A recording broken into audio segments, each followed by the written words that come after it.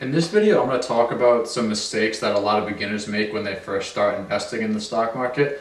Maybe you've watched my last couple of videos about passive income or how to buy a stock or different trading platforms, and you decided you want to start putting your money into something. But looking at investing in the stock market, I kind of look at it in a bit of a way as like the first day of school, or maybe the first day of college, or even playing a sport for the first time. You can research as much as you want about that specific topic, but you're only going to be so ready until it happens. And I feel like that beginners make a lot of mistakes, and I feel like if they could just cut out those little itty bitty mistakes, they could start being profitable a lot faster and see a lot greater returns. Now, there's 6 things on this list I'm going to go over, and the reason I know about these 6 things is because I'm guilty of all of them. When I first started investing, I made all these mistakes, and it burnt me, honestly, but I learned. I went away from investing for a while. I just said, I can't do it, it's not for me. I made every excuse in the book you could make. I really didn't like it. I didn't like the way it made me feel, but it was because of these mistakes. And then I learned, and I educated myself a little bit more, and I'm very happy I made those mistakes because I learned from it, and I came out a lot better from it on the other side. So let's just get started. If you like this video, if you get value out of it, please like the video, please subscribe. I really appreciate it. It really helps the channel grow, and let's get to it. Now, the first mistake we're going to talk about here that beginners make is not looking into the company fully.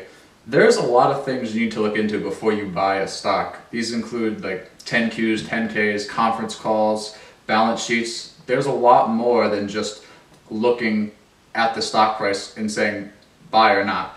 I remember when I first started buying on Robinhood, I would just look at the little chart on there and read the little description of the stock, and that would be my decision on if it was a good investment or not. And that's not the way to go about it. Because if you buy that stock and you don't look into it completely and you don't understand the business model, say the stock goes from 300 to 200, someone who doesn't look into the company completely is not going to feel very good about it, and they're probably going to sell at a loss. And that stock could go from 200 to 800 in a couple of years. So you really want to look into the whole company. And if you do look into the whole company, you really understand it. When that stock goes from 300 to 200, you are probably going to look at that as a good buying opportunity. Now, you might say, why would I buy it if it just went down $100? That doesn't seem like a very good idea. Well, if the new iPhone comes out in September, right, and it goes from $799 to $599, you don't see people running away from that. You see more and more people, even if they don't have the money, buying that iPhone because it's on sale, so you might as well, right? Well, it's the same thing with stocks, except people don't do it. When a stock goes down a lot and you really believe in that company and you think the business model is good, you should continue to buy it because it's essentially a Black Friday sale. And if you do continue to buy at those lower prices, you're going to feel great about your position because your dollar cost average is going to be lower. And you're not going to overthink it because you know the business model and you know the company. You're not going to be like, oh, did I make a mistake? Like, should I sell out? Do I need to have my money in this stock? It's not going to be like that because you really understand it. The second mistake we're going to talk about is overtrading. Now, basically trading, for those of you that aren't familiar with that term, to simplify it, we're just going to define it as the buying and selling of stocks. And overtrading is buying and selling too frequently. You might buy Apple one day and you might sell it the next day, which is fine if you're a day trader or a swing trader, but for a long-term investor, that's not really the goal. So you want to have a long-term outlook as an investor. Maybe it's 5 years, maybe it's 10 years, maybe it's 30 years. After you look into the company, you have to have a plan and say, okay, I think this stock's going to be this much value in 5 years. And that's the plan you want to go with. And if you invest in a company, say you buy a stock for $300 and it goes from 300 to 250 within a week, does that really matter because you just had a 5-year plan on where that stock's going to be in 5 years and you planned on holding it for 5 years? So what does it really matter if it went down $50 at that point in time because you have that plan and that belief that it's going to make you more money over the next 5 years? Now, I mean, if a stock goes from 300 to 800, I mean, you almost triple your money right there and you want to sell out and it's only been like a month. I mean, that's a little more understandable because you just exceeded your expectations, I'm sure.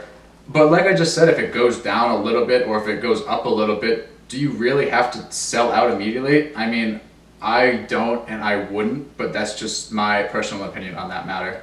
The third mistake is valuing others' opinions too much.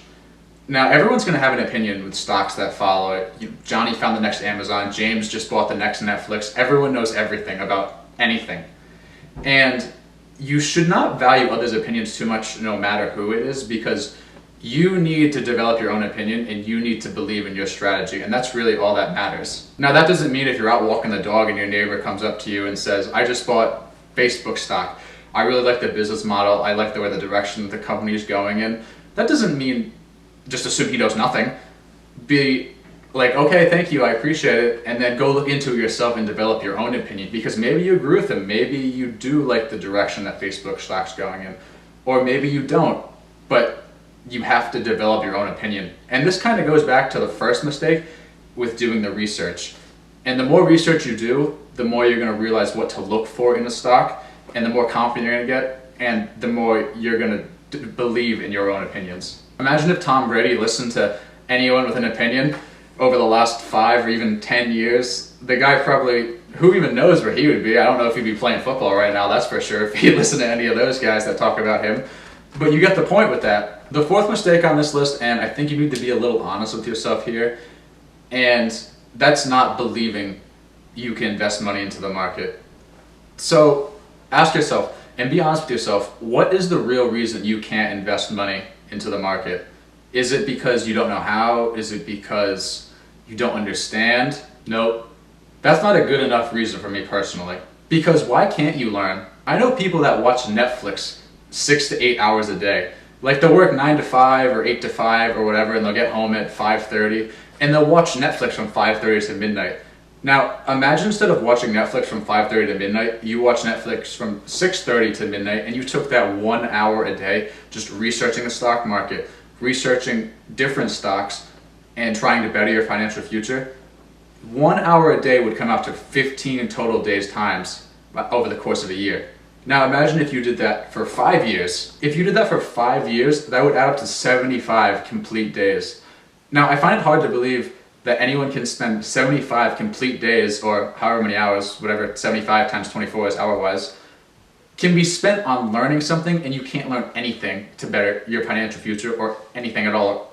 That applies to any topic, not just finances. Yes, Google is your friend. The fifth mistake we're going to talk about is putting too much money in too quickly. Now, some people can put $100,000 in a stock, some people can't put $2,000 in a stock. It all depends on your risk tolerance, and if you're just starting, I wouldn't recommend putting in that much money because you're just not going to feel comfortable with it. You're not going to be able to sleep at night. You're going to be at work. All you're going to do is checking your portfolio all the time to see what happens from like minute to minute, and you're not really going to have that long-term outlook because you're just going to be sick to your stomach all the time. And you really have to remember, it's a marathon, not a sprint. It doesn't matter what happens today or tomorrow or next week. It matters what's going to happen long term, like over 10 years, over 20 years, over 30 years. For example, if you have $20,000 to invest, maybe don't just go on CNBC and just pick a stock based off the first article you read. First of all, do a little more research. And second of all, if you find something you like, just invest a little bit at first. Maybe $1,000 out of $20,000, or even $500, or even less than that. Do what's best for you. Do what you're going to feel comfortable with, and do what you're going to feel confident in, and that's going to help you over the long term. If you feel comfortable picking individual stocks, do that. If you feel comfortable putting your money in ETFs and index funds, do that. Everyone's going to have a different strategy, and everyone's going to go about things differently. It's just how it works. And the last mistake we're going to talk about here is putting all your eggs in one basket. So again, if you have $20,000 to invest, I wouldn't recommend just putting it all into one stock, because in all reality, not everyone's perfect, and you could very well be wrong. So say you have $20,000 and you split it up between 10 different stocks, but you have 2 losers that don't work out, but you picked 8 stocks that are winners and made you a lot of money over time. You're still going to see a lot of great returns because you picked 8 out of 10 correctly.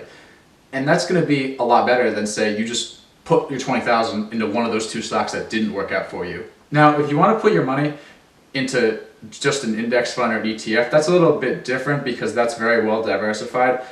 But if you put all your eggs in one basket, all your money into one specific stock, then that's a dangerous recipe for a very high risk portfolio, and not something I would really want to stomach that much myself. In saying that, that is going to be the end of the video. I hope you guys enjoyed it. I hope you guys got some value out of it. I hope you guys can take these mistakes that a lot of people make and make it so you don't make them early on in your investing career. If you guys like this video, please like the video and subscribe down below. Turn the alert bell on, and I will see you guys in the next video. Bye-bye.